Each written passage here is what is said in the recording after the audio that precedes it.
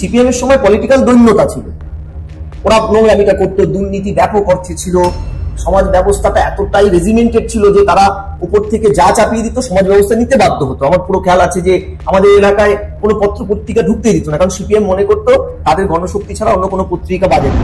আজকে আমরা দেখছি মমতা ব্যানার্জি হয়তো এইরকম ধারা চললে আগামীতে কত বছর রাজত্ব করবে তিনি, তার ভাইপো এবং তার ভাইপোর মেয়ে, আমরা জানি না। কারণ এখানে 34 to 35% একটা জনমানুষকে, যাদের ডেভেলপমেন্টে কিছুই করেনি মমতা ব্যানার্জি, শুধুমাত্র অ্যাপিসমেন্ট পলিটিক্সটা করেছে। তাদের চাকরি দেয়নি, তাদের দিয়েছে কিছু বেআইনি কাজ করার লাইসেন্স। ফলে তারা কোথাও পাথর ছুটছে, যেটা কাশ্মীরে এতদিন দেখতাম সেটা বন্ধ হয়ে গেছে, এখন বাংলায় সেটা বড় ইট ছুটছে, পুলিশ প্রভূত হচ্ছে। বাঙালিকে দুর্নীতিগ্রস্ত জাতিতে পরিণত করেছে পলিটিক্যাল বাঙালিকে। কিন্তু আমাদের শুনতে হয় যে entire Bengali, that is West বেঙ্গলের প্রত্যেকটা বাঙালি যেন চোর বিশ্বাস যুক্ত, বিকজ আমরা এই চুরিটাকে প্রত্যেকটা মুহূর্তে এন্ডোর্স করছি। আমরা এই চুরি, এত বড় পুকুর চুরি করা একটা সরকারকে ফি বছর ভোটে, বিপুল ভোটে জিতিয়ে আনছি। ফলে আমাদের কিন্তু কাঠগড়ায় দাঁড় হতে হয় বিভিন্ন রাজ্যে গিয়ে। এমন কিছু রাজ্যে আমাদের বিটার এক্সপিরিয়েন্স আছে যে একজন অধ্যাপক, আমি এত বড় একটা পোস্ট হোল্ড করে সেখানে গিয়েছি, সেখানে আমাকে প্রশ্ন করা হচ্ছে আপনার চাকরিটাও কি কেনা। মানে এই জায়গায় গিয়ে মমতা ব্যানার্জি কোথায় সেটাকে পুনরুদ্ধার করতে পারতো, তা না করে একই কায়দায় আরো ভয়ানক সর্বনাশী খেলা খেলেছে। এই যে শিক্ষার মানদণ্ডে বাঙালি যে চালিকা শক্তি ছিল বাংলায়, সুবা বাংলা ভারতবর্ষে 1 নম্বর টিআরপি শুধু ছিল না, এন্টায়ার ওয়ার্ল্ডে সুবা বাংলার দৌলতে, ট্যাক্সের দৌলতে ভারত ছিল জিডিপিতে 1 নম্বরে। আজকে সেই জিডিপি কোথায়? যে মুর্শিদাবাদ জিডিপিতে লন্ডনকে ছাপিয়ে যেত, সে মুর্শিদাবাদ এখন তকমা পায় দাঙ্গার জন্য। নমস্কার, আমি দীপ্তিমান বসু। আপনারা দেখছেন কফি উইথ বোসের 9তম পর্ব। আজকে আমাদের অতিথি আমার অত্যন্ত কাছের বন্ধু এবং যে বিশ্ববিদ্যালয়, রবীন্দ্র ভারতী বিশ্ববিদ্যালয়ের শিক্ষা বিজ্ঞানের অধ্যাপক শ্রী ঝন্টু বড়াইক। আজকে আমরা আমাদের যে এই যে বর্তমান সময়ের যে রাজনীতি, আপনারা দেখেছেন ঝন্টু বড়াইককে প্রায় প্রত্যেকটা টেলিভিশনে তার অত্যন্ত পরিচিত মুখ এবং অত্যন্ত ভালো বক্তব্যের জন্য ঝন্টু বড়াইক আজকে যারা এই টেলিভিশন মিডিয়াতে বা বিভিন্নভাবে রাজনীতির চর্চা করেন, রাজনীতিকে জানার চেষ্টা করেন, তাদের কাছে অত্যন্ত জনপ্রিয়। এবং একটি উত্তরবঙ্গের উপজাতি পরিবার থেকে উঠে এসে ঝন্টু বড়াইক যেভাবে মানে এখানকার সমস্যা, রাজনীতির সমস্যা, যেভাবে মানুষকে তথ্য সমৃদ্ধ বিভিন্ন তথ্য এবং বিভিন্ন আমাদের যেগুলো জানার কথা সেগুলোকে যেভাবে আমাদের কাছে উপহার দেন, আমরা তার কাছে ভীষণভাবে কৃতজ্ঞ। এবং মানুষ যেভাবে ঝন্টুকে সমাদৃত করেছে বিভিন্ন জায়গায়, ঝন্টুকে আমরা আজকে পেয়ে আমাদের কফি উইথ বোস অত্যন্ত আনন্দিত। ঝন্টু, তোমাকে স্বাগত জানাই।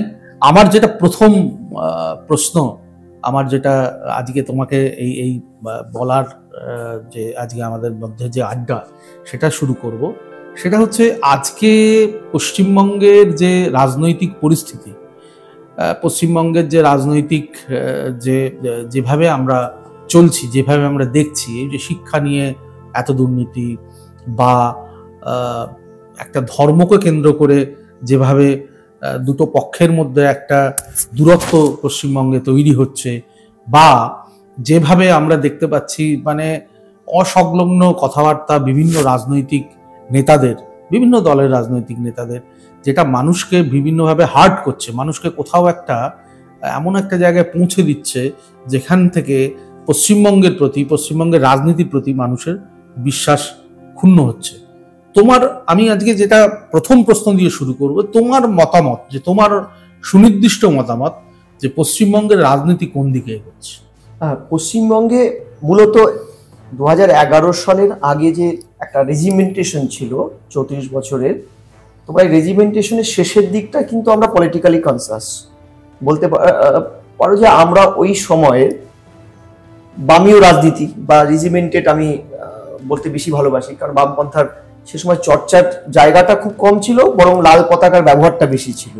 মানে খুব সোজা সবটা বললে 34 বছরের সিপিএম শেষের দিকটা যেহেতু আমরা পলিটিক্যালি কনসাস হিসেবে বা বিভিন্ন অভিজ্ঞতার থেকে দেখেছি যে সেখানে বামপন্থাটা ছিল উইথাউট মার্কস ইন বামপন্থার চাষটা কিন্তু সিপিএম এবং তার অ্যালাইড যে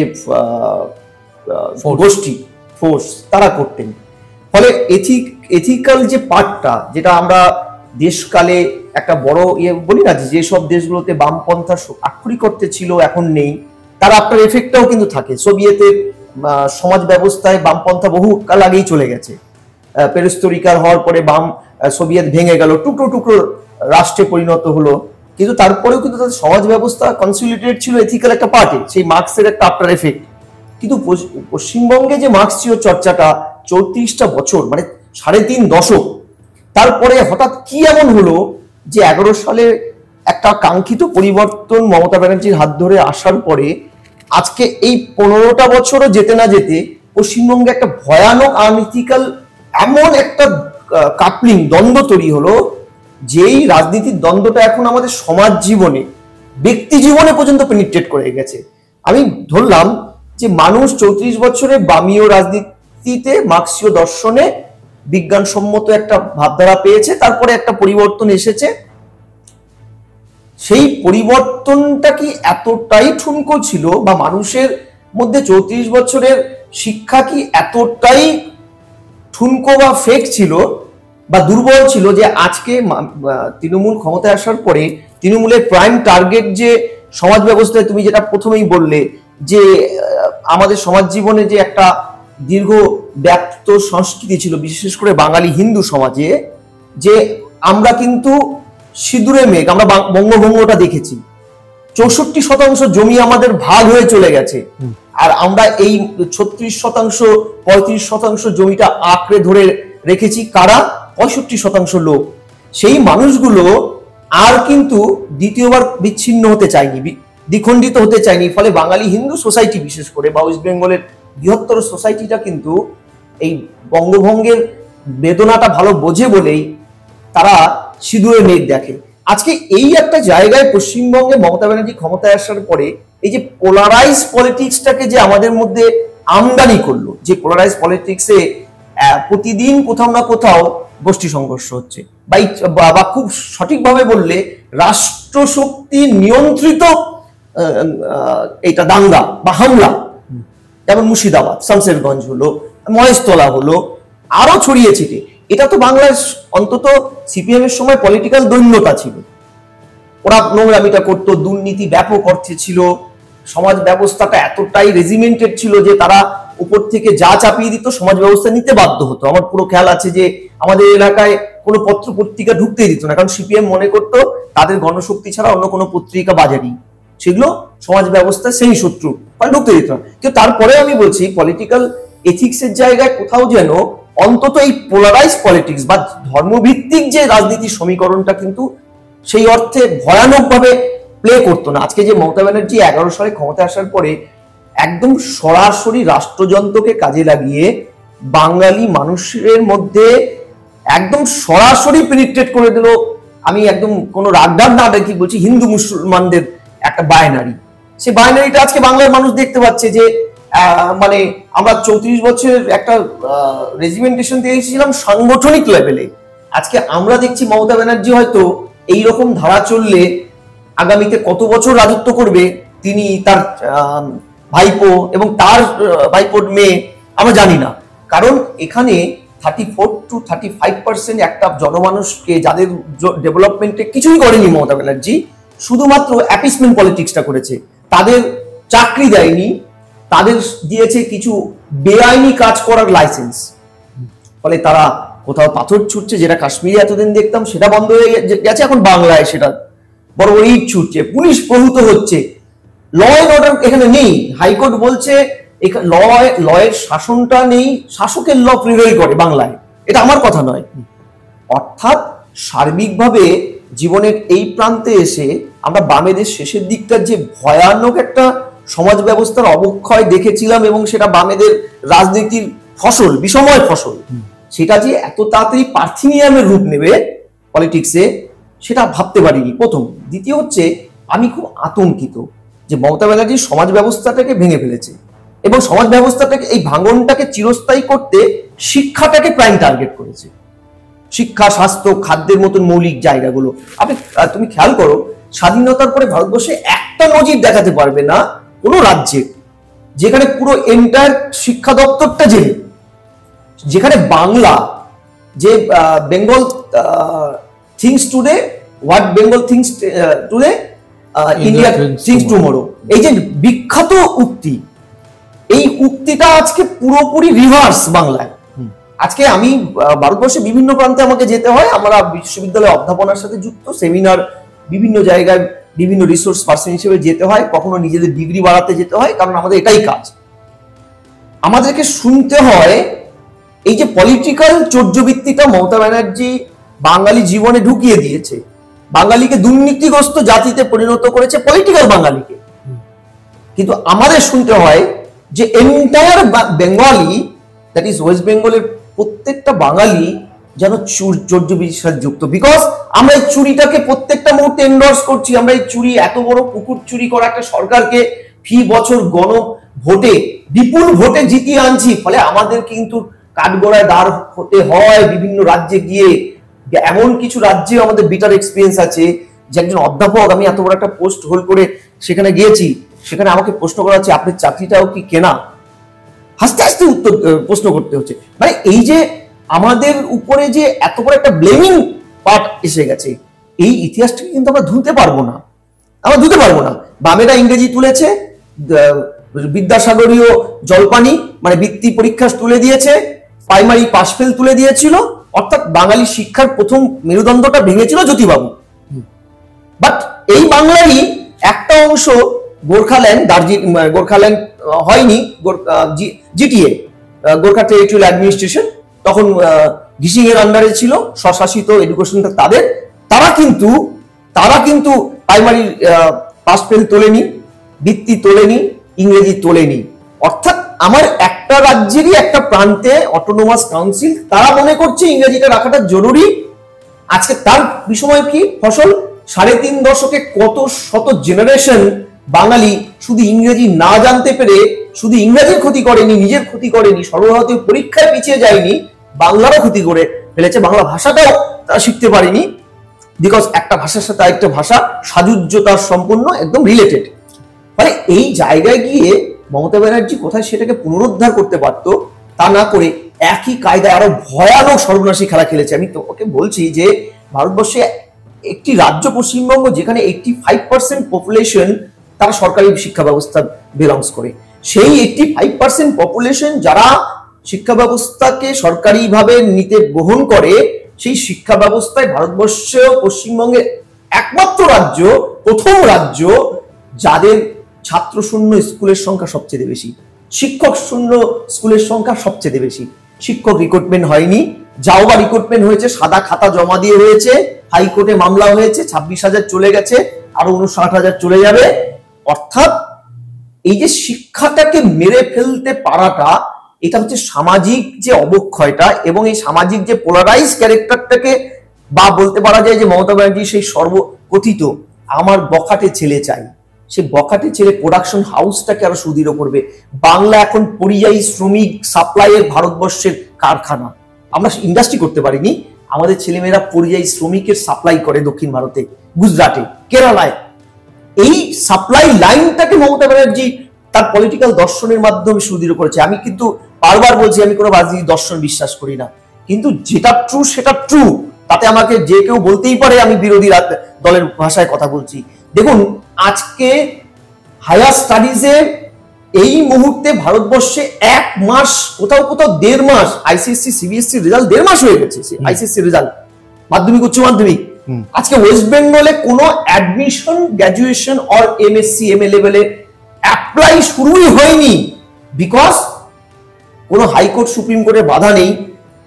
অথচ ভোট ব্যাংকের স্বার্থে ওবিসি নামক একটা অদ্ভুত মানে রিজার্ভেশন পদ্ধতি, যেটা ভারতবর্ষে একমাত্র রাজ্য যেখানে ওবিসি এ বি স্প্লিট করা আছে, যেটা মন্ডল কমিশনের সুপারিশ, শ্রী রঙ্গনাথন মিশ্রণ কমিশনের সুপারিশ, সেই সুপারিশকে না মেনে বারবার একটা বেআইনি লিস্ট তৈরি করা হচ্ছে এ বি গ্রুপে, এবং সেটা করতে গিয়ে অন্যায়ভাবে 24 সালে 22শে মে হাইকোর্টে বাতিল হয়ে যাওয়া মামলার পর থেকে আজ অব্দি পশ্চিমবঙ্গে কোনো চাকরির পরীক্ষা নেওয়া হয়নি। অথচ আমি বারবার বলছি হাইকোর্টে কোনো নির্দেশই নেই বন্ধ করার। হাইকোর্ট বরং বলে দিয়েছিল 2009-এর যে 66টি সম্প্রদায় ওবিসিতে এনলিস্টেড তাদের মাধ্যমে রিক্রুটমেন্ট ভর্তিগুলো করা যেতে পারে, একদম স্ট্রিক্ট।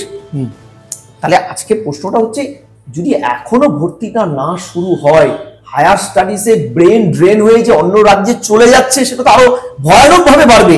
আরেকটা যেটা আশঙ্কা, প্রাইভেট ইউনিভার্সিটি কলেজগুলো কিন্তু বন্ধ রাখেনি অ্যাডমিশন, ফলত যেটা হচ্ছে ওরা কিন্তু উজাড় করে ছাত্র পাচ্ছে।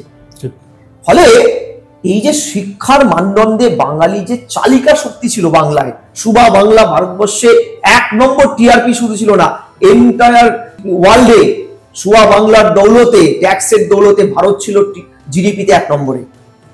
আজকে সেই জিডিপি কোথায়? যে মুর্শিদাবাদ জিডিপিতে লন্ডনকে ছাপিয়ে যেত, সেই মুর্শিদাবাদ এখন তকমা পায় দাঙ্গার জন্য, দাঙ্গাকারীদের সাপ্লায়ার। সেখানে বেঘরে মরতে হয় একটি নির্দিষ্ট ওখানকার সংখ্যালঘু সম্প্রদায়। ফলে এটা কেন হচ্ছে? কারণ সরকার চাইছে বলে হচ্ছে। সরকার এই পলারাইজেশনটা করছেন কারণ তার ডেভেলপমেন্টের ইন্ডেক্সে ভোট চাওয়ার অধিকার নেই, সে ডেভেলপমেন্ট করেইনি, চাকরি দেয়নি, স্বাস্থ্য বিপন্ন, ডাক্তার রেপ অ্যান্ড মার্ডার হচ্ছে সরকারি স্বাস্থ্য কেন্দ্রে, এশিয়ার প্রথম প্রাইভেট হাসপাতালে, যেটাও এখন সরকারি আরজিকর, কিংবা স্বাস্থ্য দপ্তর, খাদ্য দপ্তরের তো কথাই বলবো না, সে তার তো পূর্ণ মন্ত্রী জেলে ছিলেন চাল রেশন চুরির দায়। আমার প্রশ্নটা হচ্ছে, বাংলার যে আনইথিক্যাল সর্বনাশী একটা ভয়ানক জঙ্গিবাদী সরকার চলছে, সেটা কিন্তু একদিন যাবে।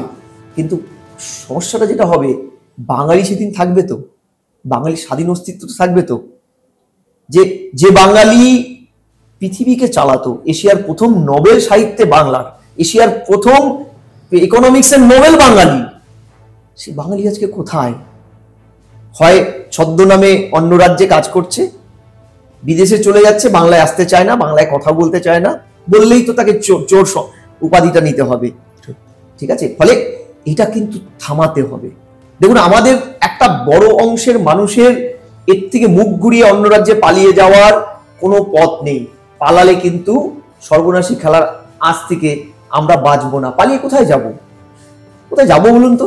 বাংলায় এই লুম্ফেন রাজত্বের বন্ধ না করে যদি আমি কোথাও গিয়ে মুখ লুকোই, এই চাঁদ এই পৃথিবীর তলে আমাকে একটা জিনিসে তাড়া করবে, আমি বাঙালি। এই সত্তাটাকে আমি বিসর্জন দিতে পারবো না। এই সত্তাটাকে যদি আমি বিসর্জন দিতে না পারি, আজকে বাংলার চরম অরাজকতা, আজকে একটা স্বৈরাচারী সরকার যে নির্বাচিত গণতন্ত্রকে স্বৈরাতন্ত্রে পরিণত করেছে, নির্বাচিত গণতন্ত্রকে স্বৈরাতন্ত্রে পরিণতকারী একটি সরকার আমাকে কি স্বাধীনভাবে পৃথিবীর কোনো জায়গায় বাঁচতে দেবে? আমার গায়ে কি কাদাটা ছিড়বে না? আপনি তো বাঙালি, আপনিও কি সেই বাঙালি? ফলে আমি যদি গর্ব করি ভারতবর্ষের মানে ন্যাশনাল অ্যান্থম, জাতীয় সঙ্গীত, জাতীয় স্তোত্র বাঙালি তৈরি করেছে, আমি যদি গর্ব করি এশিয়ান নোবেল বাঙালি প্রথম পেয়েছে, আমি যদি গর্ব করি ভারতবর্ষের সমস্ত বিজ্ঞানীর সবচেয়ে বড় অংশটা বাঙালি ব্রেন, আমেরিকার ইঞ্জিনিয়ারদের সিংহভাগটা বাঙালি, ডাক্তার বাঙালি, তাহলে আমাকে ওই গর্বের ছিটে ফোটার থেকে কিন্তু নিয়ে এসে এই যে আজকে আমাদের লজ্জাজনক একটা ইতিহাস বাংলায় রচিত হয়ে চলেছে কন্টিনিউয়াস, সেখানে ইনভেস্ট করতে হবে, এখানে ফোকাস করতে হবে, এদেরকে উপরে ফেলতেই হবে। এটা কোনো পলিটিক্যাল স্লোগান নয় আমার, আমি একদম বিনম্র নিবেদন। দেখুন, বিভিন্ন পলিটিক্যাল পার্টি থাকবে, বিরোধীরা থাকবে, তাদের কিছু ইস্যু থাকবে, তারা ক্ষমতায় আসতে গিয়ে অনেকগুলো জিনিস দেখবে না, তাদের প্রচুর কম্পালশন থাকবে, কিন্তু নাগরিক বাঙালি হিসাবে আমার তো একটা জায়গা আছে। আপনি বলছিলেন আমি নর্থ বেঙ্গলের ছেলে, একদম ডেফিনেটলি জনজাতি দের থেকে উঠে এসেছি, প্রচন্ড স্ট্রাগেল। আপনারা ভাবতে পারবেন না, তার যদি অকথিত চিটে ফোটাও আমি বলি, আপনারা কল্পনা করতে পারবেন না যে এই ভারতবর্ষ এমন নাগরিক আছে যে আমাদের জল বইতে হতো পাহাড়ি রাস্তায়, নদীর জল, ডলোমাইট মিশ্রিত নদীর জল, বার্ষা কালজানির জল বয়ে আমাদের জল খেতে হতো, সেই জল বইতে হতো 12-13 কিলোমিটার দূর থেকে। সেই জল বর্ষার জলে পুষ্ট, শীতে ওই জল থাকে না, বরফ জমে গেলে ওই জল পাওয়া যায় না। তাহলে ভাবুন, সেই জায়গার থেকে উঠে এসেছি যেই জায়গায় হাতি, বাঘ, বাইসন এদের সাথে আমাদের সহাবস্থান লড়াই করে করতে হতো। যে জায়গায় মূল অর্থকারী ফসল 60 শতাব্দী পুরনো এগ্রিকালচার ইন্ডাস্ট্রি, চা শিল্প বন্ধ, সেই বন্ধ চা বাগানের একজন শ্রমিক পরিবারের সন্তান আমরা লড়াই করেছি, লড়াইটা আমরা জানি। কিন্তু যখন এই কলকাতার বুকে এসেছি, আপনি বিশ্বাস করুন, এখানে হয়তো অনেক রিসোর্স আছে মানুষের, কিন্তু এখানে ক্রাইসিসটা সাংস্কৃতিক। আমরা এক ধরনের দারিদ্রতা স্ট্রাগল করে এসেছি, যেখানে আমাদের বিদ্যুৎ আমাদের গ্রামে এখনো পৌঁছয়নি। মানে ভারতবর্ষের কোন প্রান্তে এখনো অ্যাম্বুলেন্স পৌঁছয় না আমি জানি না, আমার এলাকায় এখনো অ্যাম্বুলেন্স জিনিসটা মানুষ দেখেনি। তাই পালকি অ্যাম্বুলেন্সে প্রসূতিকে নিয়ে যাওয়া হয়, ফি বছর ফি মাসে একটা বড় অংশের প্রসূতি শুধু দেরিতে নিকটবর্তী 32 কিলোমিটার দূরের সরকারি হাসপাতাল আলিপুরদুয়ারে পৌঁছতে মাঝ রাস্তায় প্রাণ ত্যাগ করে। এখনো মোবাইল মানে পালকি অ্যাম্বুলেন্স ঘাড়ে করে পালকি করে নিয়ে যাওয়া হয়, ঠিক আছে। ফলে এই জায়গা থেকে আমরা আজ থেকে কত বছর, প্রায় 2 দশক 2.5 দশক আগে আমরা বেরিয়েছি ওখান থেকে। তাহলে তখন চালচিত্রটা ভাবুন, বক্সা জয়ন্তীতে যে 2-3টে স্কুল ছিল, 2টো প্রাইমারি, একটা জুনিয়র হাই স্কুল, সেটাও এই সরকারের সময় গত বছর উঠে গেল। আচ্ছা, নেই, শিক্ষক নেই, উঠে গেল স্কুলটা। ওখানকার 29টি বনবস্তি, এই জঙ্গলের ভেতরের বহু প্রাচীনকালের আদিবাসীদের যে অরণ্য বস্তি, তাদের একমাত্র স্কুল ছিল ওই 3টি, 2টো প্রাইমারি, একটি জুনিয়র হাই স্কুল, উঠে গেল। তাহলে ভাবুন সেখানকার ছেলে মেয়েরা মূল স্রোতে আসবে কি করে, তারা পড়বে কি করে? তাদের না আছে অর্থ যে তারা আলিপুরদুয়ারে গিয়ে রেসিডেন্সিয়ালি থেকে সরকারি প্রাইভেট স্কুলে পড়বে বা ওখানকার কোনো সরকারি স্কুলে পড়বে, নেই।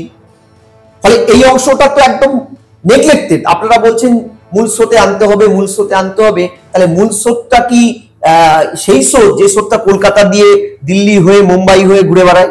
তা তো হতে পারে না। মূল স্রোতটা তো ওদের মাঝখানে যেতে হবে। মূল স্রোতে যদি ওদের মধ্যে না পৌঁছতে পারেন, তাহলে ওই স্রোতে ওরা কি করে গা ভাসাবে? ফলে স্রোতের বিরুদ্ধে চলে গেলেই তখন হয়ে যাবে ওরা হয় বিচ্ছিন্নতাবাদী কিংবা জঙ্গি। আমি সেই অ্যাসপেক্টে যখন কথা বলছি, আবার ঠিক উল্টো অ্যাসপেক্টে ওই মূল স্রোতের বিরুদ্ধে থেকেও যারা 2-4 জন আমাদের মতন এই জায়গায় কলকাতার বুকে বা দিল্লি মুম্বাইতে এসে আমরা সভ্য সমাজের মধ্যে অন্তত নিজেদের সামান্য শিক্ষা দীক্ষার গুণে আমরা এই জায়গাটা বুঝতে পারি, আমরা তখন দেখি এখানে আরেক ধরনের ক্রাইসিস, যে এখানে রাষ্ট্র ব্যবস্থা মূল স্রোতকে তো কলুষিত করে জঞ্জালে পঙ্কিলে আবদ্ধ করে দিয়েছে। কলকাতার উপর দিয়ে যে মূল স্রোতটা সরকার বানিয়ে রেখেছে, সেই স্রোতটাও তো পলিউটেড। কারা মূল স্রোতে থাকছেন? অনুব্রত মন্ডলরা মূল স্রোতের ব্যাপারী। যেখানে আমরা আমাদের গ্রামের একটি মেয়ে, ডক্টর সরস্বতী কেরকার, আপনারা অনেকেই নাম শুনেছেন, রবীন্দ্রভারতী বিশ্ববিদ্যালয়ের অধ্যাপক ছিলেন, জওহরলাল নেহরু ইউনিভার্সিটির ফার্স্ট গোল্ড মেডেলিস্ট। তিনি রবীন্দ্রভারতী জয়েন করলেন, যথারীতি একটি ডিপার্টমেন্টের একজনই সিনিয়র পার্মানেন্ট টিচার, উনি এইচওডি হলেন।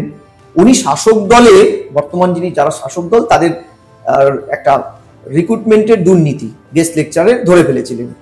তার পরবর্তী অধ্যায়টা আপনাদের অনেকেরই জানা, যে ওই মেয়েটিকে, সে আদিবাসী ঘরের মেয়ে, অত ট্যালেন্টেড মেয়ে, তাকে 4 ঘন্টা অবরুদ্ধ করে ঘিরে রেখে অকথ্য গালাগালি, জাত তুলে, তার গায়ের রং তুলে গালাগালি, তাকে ওষুধ খেতে না দিয়ে এমন হেনস্থা করা হলো।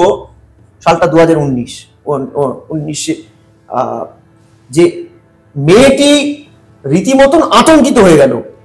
তার পরবর্তীকালে এটা নিয়ে একটা আমরা আন্দোলন করলাম, শিক্ষামন্ত্রী পার্থ চ্যাটার্জি তখন আসলেন ক্যাম্পাসে, যথারীতি কোনো স্টুডেন্ট, তথাকথিত স্টুডেন্ট নেতাদের বিরুদ্ধে কোনো সরকার ব্যবস্থা নিল না। অ্যাট্রোসিটিস অ্যাক্টেও মামলা হলো না, ST/SC অ্যাট্রোসিটিস অ্যাক্টে। মেয়েটি বাংলা ছেড়ে আজকে JNUর প্রফেসর হয়ে চলে গেছেন।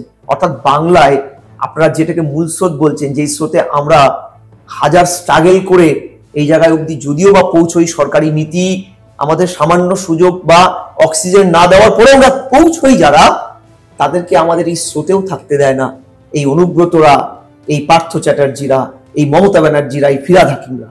তারা এমন একটা ব্যবস্থা করেছে যে আমরা আমাদের বাংলারই ব্রেন, তারা ড্রেন হয়ে যেতে বাধ্য হই। কেউ কেউ কোনো স্কোপ না পেয়ে চলে যায়, কেউ কেউ স্কোপ পেয়ে থাকতে না পেরে চলে যায়। ওই স্পেসটা আমাদের দেওয়া হয় না। এটা জেনে রাখুন, সরস্বতী আজকে আমাদের বাংলায় নেই। আর আমরা যারা আছি অভাগারা, আমরা বাধ্য হয়ে আছি, আমাদের ফ্যামিলি ছেড়ে যেতে পারছি না, সুযোগ থাকলেও যেতে পারছি না, কারণ আমাদের পারিপার্শ্বিক পরিস্থিতিটাই এমন হয়ে গেছে, ফ্যামিলি পার্সোনাল পরিস্থিতিটা। ফলে এই জায়গায় গিয়ে বাংলা আজকে যেই মানে আগ্নেয়গিরির উপরে বসে আছে না, আপনার শুভবুদ্ধি সম্পন্ন বাংলার বিভিন্ন প্রান্তের মানুষ এই তথ্য প্রযুক্তির যুগে আজকে সবাই সবকিছু জানতে পারেন। হাতের মুঠোফোনটিতে চট করে আপনার কাছে খবরটা চলে যায়, সত্যি মিথ্যা ভুয়ো মিলিয়ে মিশে আপনাদের কাছে একটা যায় অবয়ব, এবং আপনারা অনেকেই তার মধ্যে থেকে সত্যি ঘটনাটা কতটুকু বেছে বের করতে পারেন, অন্তত সিংহভাগটা পারেন। তাহলে এখনই যদি এটাকে সমাধান না করতে পারেন, আটকাতে না পারেন, বিশ্বাস করুন কালচারাল মক্কা এই কলকাতা, কালচারাল রাজধানী ভারতবর্ষের এই কলকাতা আজকে যেভাবে অপসংস্কৃতিকে একের পর এক সরকারি মদতে জন্ম দিয়ে যাচ্ছে, এক একটা শিক্ষা প্রতিষ্ঠান যেখানে শাসক দলের দ্বন্দ্বমুন্ডের কর্তারা রীতিমতন অযোগ্য ক্রিমিনাল কর্তারা ছড়ি ঘুরিয়ে শিক্ষাটাকে তছনছ করে দিয়েছে। এক ঝাঁক প্রতিভাবান মানুষ হয় তারা মুখ লুকিয়ে সরে গেছেন, কোথাও নেই, বা বাধ্য হয়েছেন রাজ্য ছাড়তে। এটা কিন্তু চলতে পারে না। আমি আবারও বলছি, 46-এ আমি পড়েছিলাম যে বাংলায়, অবিভক্ত বাংলায় কিন্তু এইরকমই একটা ভয়ানক অরাজকতা।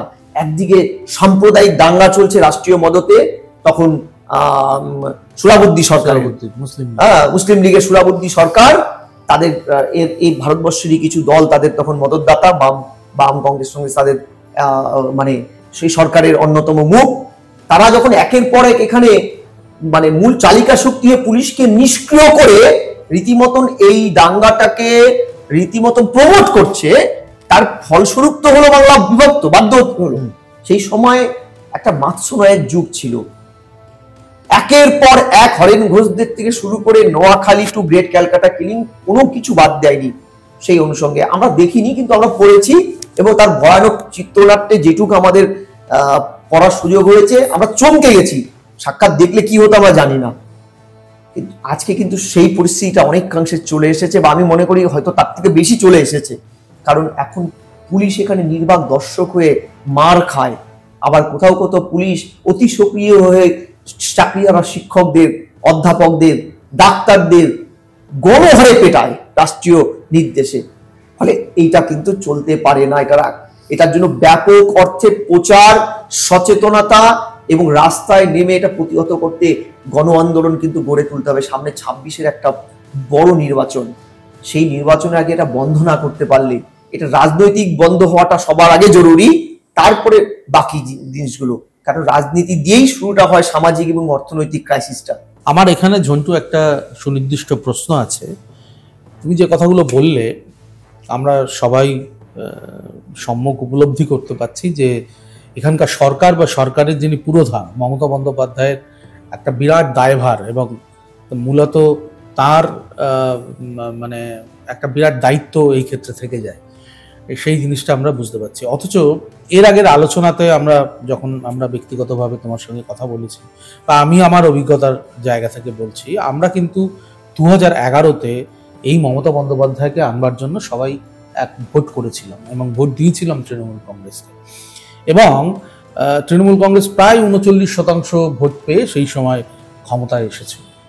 আচ্ছা, মমতা বন্দ্যোপাধ্যায়ের সেই সময় যে আন্দোলন ছিল, যে কৃষক আন্দোলন যেটা ছিল, অথবা এই যে কেমিক্যাল হাবের বিরুদ্ধে যে আন্দোলন তিনি গড়ে তুলেছিলেন সেলিম শিল্পগোষ্ঠীর এগেনস্টে, সালিম শিল্পগোষ্ঠীর এগেনস্টে ইন্দোনেশিয়ার, তার যে আন্দোলন গড়ে তুলেছেন উনি, এবং সেই সময় শুভেন্দু অধিকারী সেখানে ছিলেন, তারা যে আন্দোলনটা গড়ে তুলেছিলেন তার ফলশ্রুতি হিসাবে ক্ষমতা 2011-তে এসেছিল। মমতা বন্দ্যোপাধ্যায়কে আমরা যেভাবে জানতাম যে মমতা বন্দ্যোপাধ্যায় একজন দায়ভারহীন একজন ব্যক্তিত্ব, তার সাংসারিক কোনো দায় নেই, তিনি বাংলার সাধারণ মানুষের জন্য এই কাজগুলো করতে এসেছেন, এইরকম একটা ধারণা থেকেই কিন্তু 2011-তে মানুষ বামফ্রন্টকে নির্বাচিত করেনি, তৃণমূল কংগ্রেসকে নির্বাচিত করেছিল, রাদার মমতা বন্দ্যোপাধ্যায়কে মুখ দেখে, শুভেন্দু অধিকারীদের কাজ দেখে সেই সময় ভোট দিয়েছিল। এখন কি এমন প্রয়োজন পড়লো, এই যে তুমি যে কথাগুলো বললে এর আগের প্রশ্নে, যে মমতা বন্দ্যোপাধ্যায়ই মূল দায়ী এই ঘটনাগুলোর জন্য, এই ঘটনাক্রমের জন্য। মমতা বন্দ্যোপাধ্যায় এইরকম কেন, এই যে পরিবর্তনটা মমতা বন্দ্যোপাধ্যায়, যে এক্সপেকটেশন আমরা সেই সময় মমতা বন্দ্যোপাধ্যায়ের উপর করেছিলাম, বা এই বাংলার মানুষ করেছিল, এই বাংলার সাধারণ গরিব খেটে খাওয়া মানুষ যেভাবে ভোট দিয়েছিল যে বাংলাকে নতুনভাবে গড়ে তুলবেন মমতা বন্দ্যোপাধ্যায়, মমতা বন্দ্যোপাধ্যায় সেই বিশ্বাসটাও কিছুটা উৎপন্ন করতে পেরেছিলেন বলেই আমরা ভোট দিয়েছিলাম। মমতা বন্দ্যোপাধ্যায় কি এমন দরকার পড়লো, এই যে নিজেকে যে পরিবর্তন করলেন, পরিবর্তনের পরে যে নিজের পরিবর্তন হলো, তিনি এই যে লোভ বা মতাদর্শ ছেড়ে লোভের রাজত্বে প্রবেশ করলেন এবং তার পার্টিকে এমনভাবে গঠন করলেন, তার সরকারকে এমনভাবে পরিচালনা করলেন যে এই সব যে কথাগুলো তুমি আগে বলছিলে সেই জায়গায় আজকে বাংলাকে ঠেলে নিয়ে গেল। এর পিছনে কি কারণ বলে তুমি মনে করো?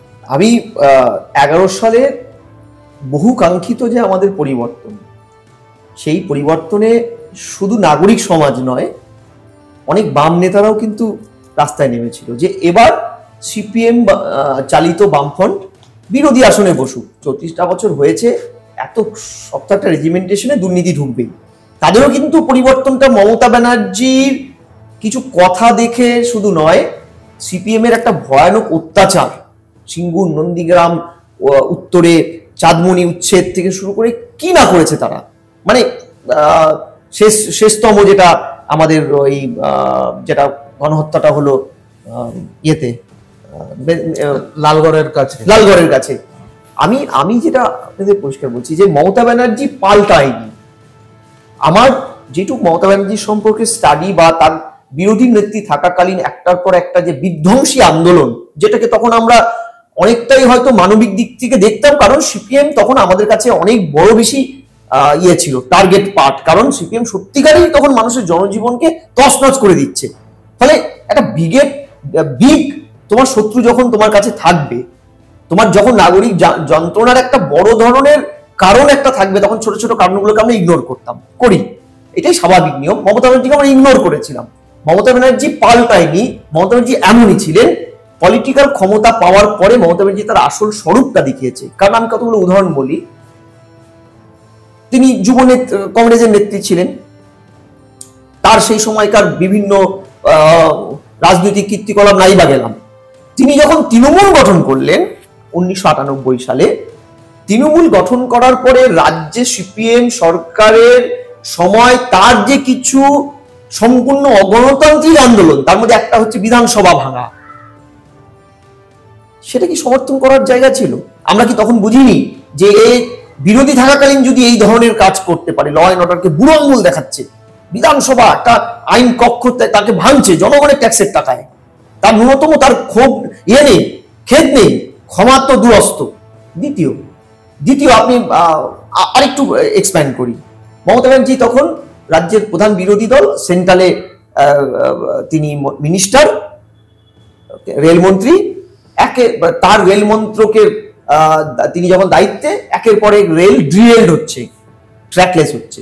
এখন যেমন রেল ডিরেলড হলে পরেই হঠাৎ করে মমতা ব্যানার্জি দল এবং মমতা ব্যানার্জি নিজে স্টেটমেন্ট দেন প্রেস কনফারেন্স করে, কেন্দ্রীয় রেল মিনিস্টার পদত্যাগ করুন, প্রধানমন্ত্রী পদত্যাগ করুন, তাই তো বলে।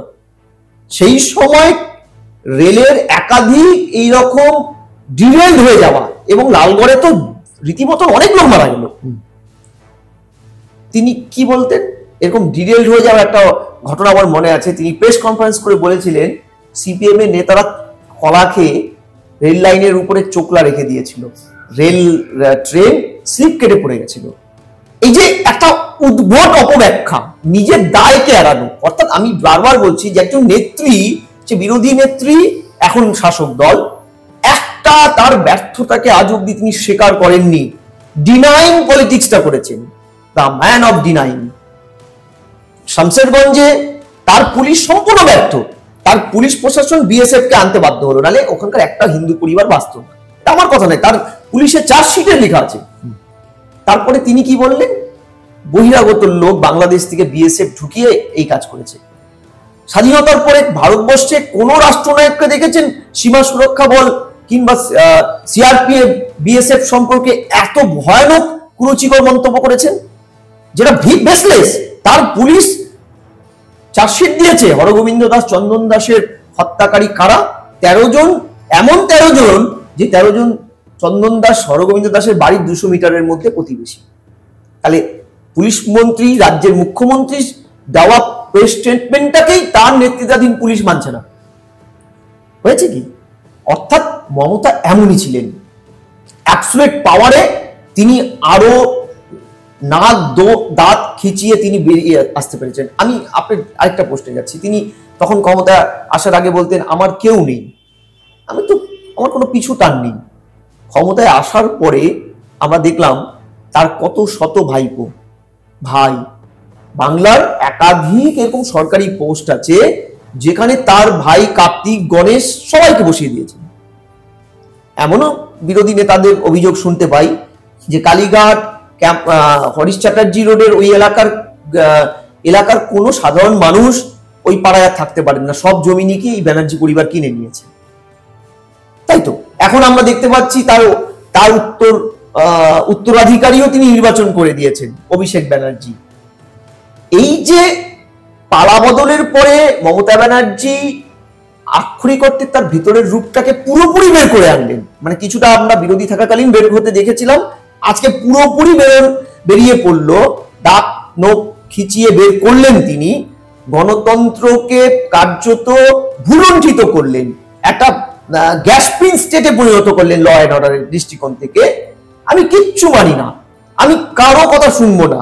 বিরোধীরা গণতন্ত্রের একটা পিলার, আয়না, তাদের একটা স্ট্রিট কর্নার করতে গেলে তাদেরকে যেতে হয় হাইকোর্টে মামলা করতে হয়, হাইকোর্টের একটা অর্ডার নিয়ে এসে তাকে স্ট্রিট কর্নার করতে হয়। আপনি ভাবুন, নাগরিক সমাজে আরজি করের মতো ঘৃণ্য ঘটনা স্বাধীনতার পরে এই বাংলাতেই হয়েছে।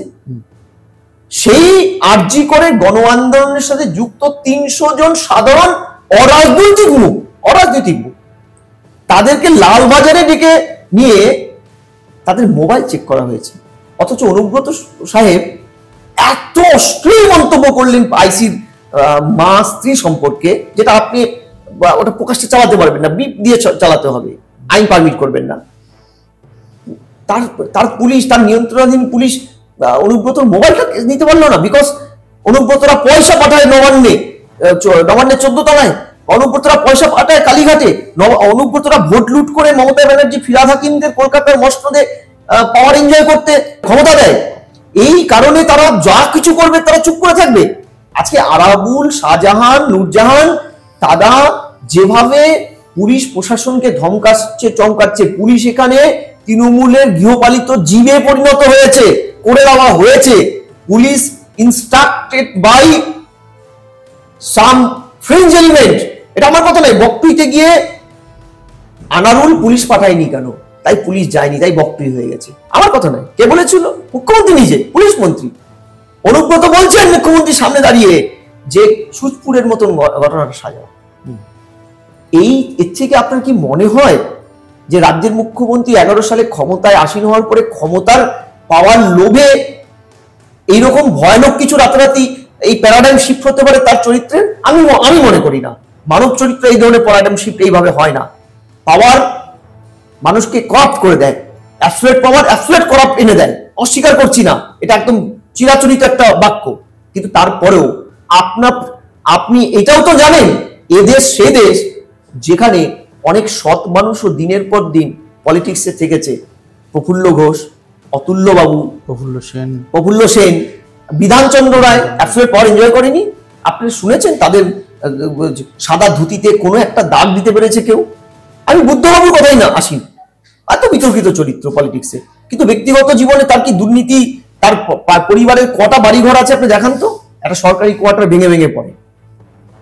ফলে আপনার ভিতরে ইনহারেন্ট যদি দুর্নীতি, ল না মানার মানুষ বিহেভ থাকে, এই যে মানে বিহেভিয়ারাল অফেন্ডার, আপনি এই বিহেভিয়ারাল অফেন্ডার যদি সমাজতত্ত্বে এই টার্মটা যে ব্যবহার করা হয়, এটা যদি আপনি না হন, অ্যাবসলিউট পাওয়ার পেয়ে আপনি অ্যাবসলিউট করাপ্টেড হতে পারেন না। আপনি আগের থেকেই তাই ছিল। তাই আজকে আপনি ডেমোক্রেসিতে ক্ষমতায় আসীন হওয়ার পরে ডেমোক্রেসির পিলার সংবাদপত্রকে মানেন না। কত শত সংবাদপত্র, ইউটিউব চ্যানেল বলুন তো বাংলায় স্বাধীনভাবে কাজ করতে পারছে না। কিছুদিন আগে অনুব্রত কাণ্ডটা দেখানোর জন্য বাংলার বহুল প্রচলিত একটি সংবাদ ইলেকট্রনিক মিডিয়ার একজন সঞ্চালকের বিরুদ্ধে পুলিশ একটা বেআইনি চিঠি ধরিয়ে দিয়েছে।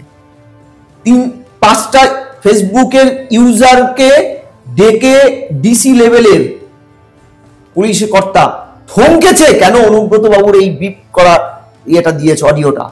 3জন ইউটিউব চ্যানেল, অল্প পয়সায় বেকার, এখানে চাকরি বাকরি নেই, ওই ইউটিউব চ্যানেলে 2 পয়সা করে খায়, তাদের বাধ্য করেছে তাদের বিরুদ্ধে লিগাল স্টেপ নিয়ে বড় কিছু করার ভয় দেখিয়ে ইউটিউব চ্যানেল থেকে এগুলো তুলতে।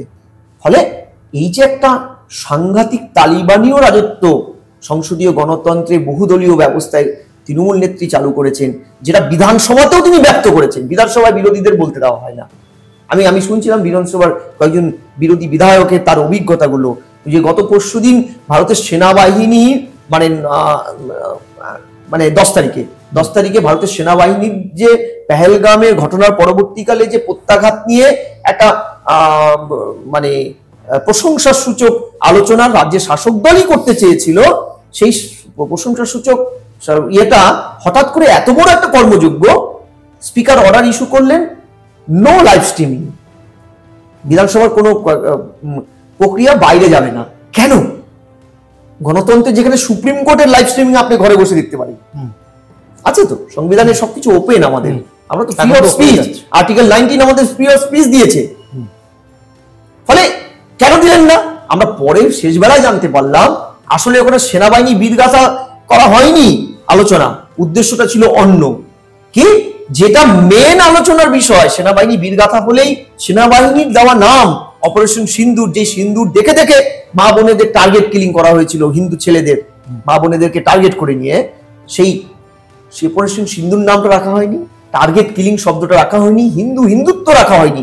আমার প্রশ্নটা হচ্ছে, হিন্দু তো একটা সংস্কৃতির নাম, আপনি সেকুলার স্টেট, আপনি কোনো ধর্মের চালনা করবেন না।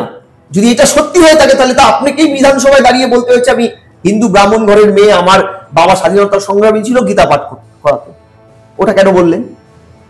এই যে পোলারাইজড পলিটিক্সটাকে বিধানসভার চত্বরেও রাজ্য সরকার নিয়ে চলে গেছে, বিকজ 34 to 35% টার্গেট ভোটারকে কেন্দ্র করে কোনো কাজ না করে দিনের পর দিন এদের ভোটের মাধ্যমে জিতে যাওয়া, যাদেরকে মুখ্যমন্ত্রী একটা সুন্দর নাম দিয়েছে দুধেল গাই, ওদের মুখ্যমন্ত্রীর কথায়। এই সংস্কৃতিটা কিন্তু ব্যাপ্ত আগেই ছিল। এই দলের সর্বোচ্চ নেত্রী বিহেভ, তার হ্যাবিচুয়ালিটি তাই ছিল বিরোধী থাকাকালীন, যে তিনি এটা করবেন। তার এই স্বৈরাচারিতা তার রন্ধে রন্ধে ছিল, আজকে তার ভয়ানকভাবে প্রকাশিত হয়েছে ক্ষমতায় এসে। ফলে আমি কোনোভাবেই এটাকে বলবো না যে পরিবর্তন তার হয়েছে 11-র পরে। আমি মনে করি তার ছিলই ভিতরে, ইনহারেন্ট তার এই গুণগুলো ছিল, সেটাকে বহির্প্রকাশ হয়েছে মাত্র। আজ এই অবধি থাকলো। দ্বিতীয় পর্বে আরো কিছু ইন্টারেস্টিং জিনিস আমরা শুনবো ঝন্টু বড়াইকের কাছ থেকে।